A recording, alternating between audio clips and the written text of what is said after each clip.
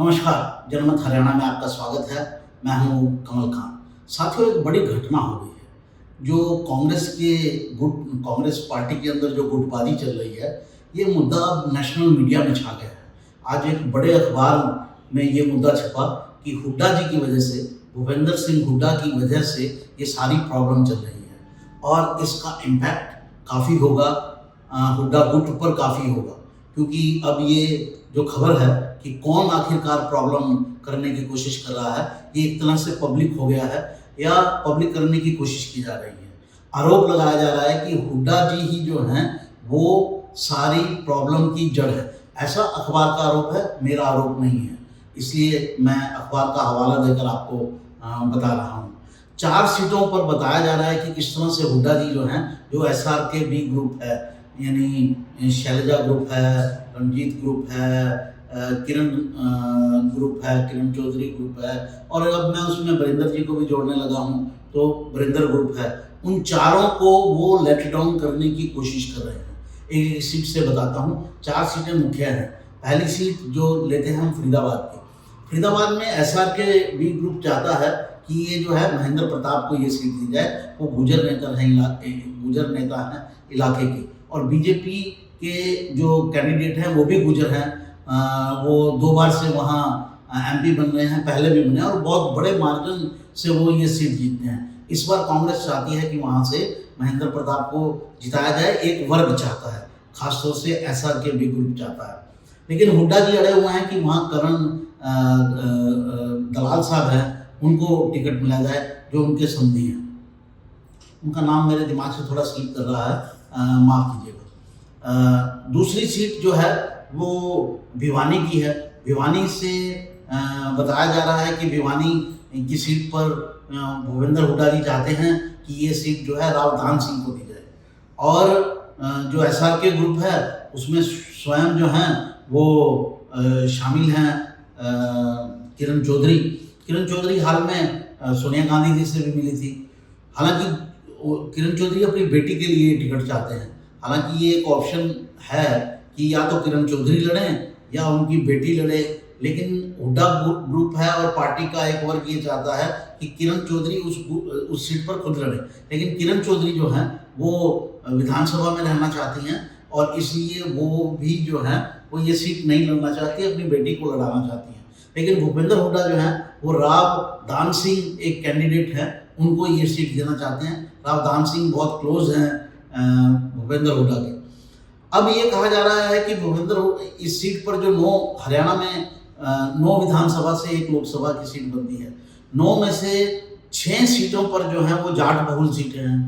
और भूपेंद्र हुड्डा चाहते हैं कि वहाँ कोई जाट कैंडिडेट ना खड़ा हो, बल्कि यादव कैंडिडेट खड़ा हो। जबकि यादव जो समुदाय है उनका जो प्रभुत्व है वो 3 ही सीटों पर है। तो ऐसा क्यों कर रहे हैं हुड्डा जी? ये भी आरोप लगाए जा रहे हैं कि वो जानबूझ के ऐसा कर रहे हैं। तीसरी सीट की बात करते हैं। तीसरी सीट है हिसार की, जहाँ से वीरेंद्र सिंह और ब्रजेंद्र सिंह जो उनके बेटे हैं वीरेंद्र सिंह के, दोनों ने पार्टी शिफ्ट करके कांग्रेस में शामिल हो गए। पहले वो कांग्रेस में थे, बीजेपी में आए। बीजेपी ने पिछली बार ब्रजेंद्र सिंह को टिकट दिया और वो वहाँ से जीत के सांसद हुए।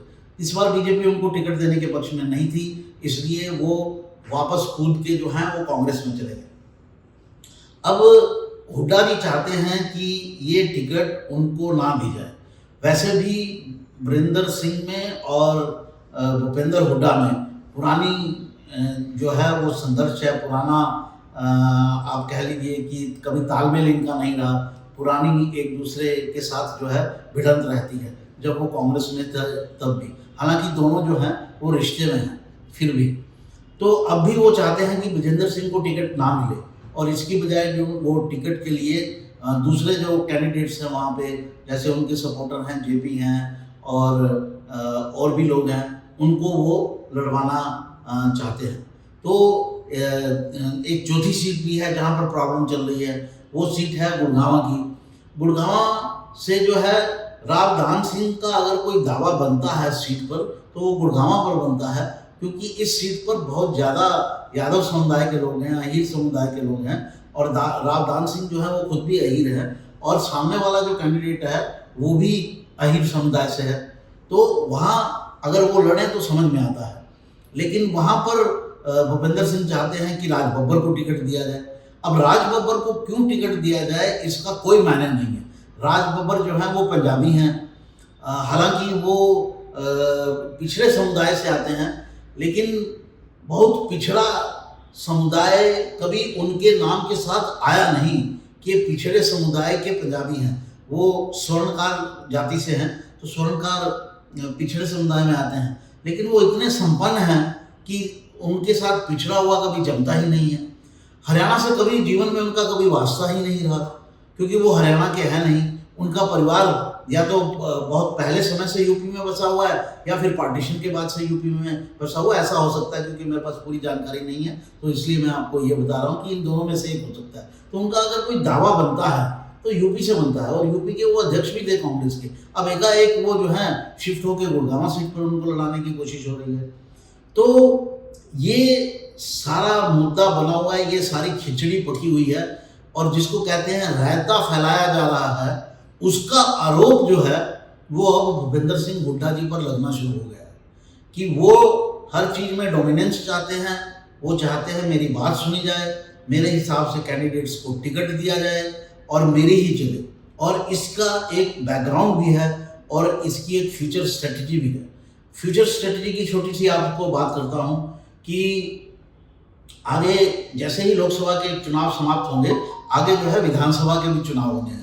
तो विधानसभा के चुनावों में अगर आज उनकी बात मान ली गई कि लोकसभा में उनकी चली है, तो विधानसभा में भी आलाकमान को मानना पड़ेगा कि उनकी ही चलेगी, और वही समस्या की जड़ है। क्योंकि जो एसआर के ग्रुप है, एसआर के बी ग्रुप है, वो विधानसभा में वो खुला नहीं छोड़ना चाहता है। लोकसभा में तो वो एक आधी सीट पर एडजस्ट कर भी ले, लेकिन विधानसभा में क्या होगा अगर लोकसभा में पूरी कमान हुड्डा जी को दे दी गई और पूरे कैंडिडेट्स जो हैं वो हुड्डा जी की मर्जी के हिसाब से दे दिए गए, तो यही कैंडिडेट्स और हुड्डा जी मिलकर विधानसभा को भी डोमिनेट करेंगे, और फिर एसआर के बी ग्रुप जो है खाली हाथ बैठा रहेगा। तो ये आज की एक बड़ी खबर थी। हरियाणा की हर राजनीतिक खबर के विश्लेषण के लिए हमारे चैनल जनमत हरियाणा को लाइक, शेयर और सब्सक्राइब करना ना भूलें। साथ ही बेल आइकन को भी प्रेस कर लें ताकि हर वीडियो की अपडेट आप तक पहुंचती रहे।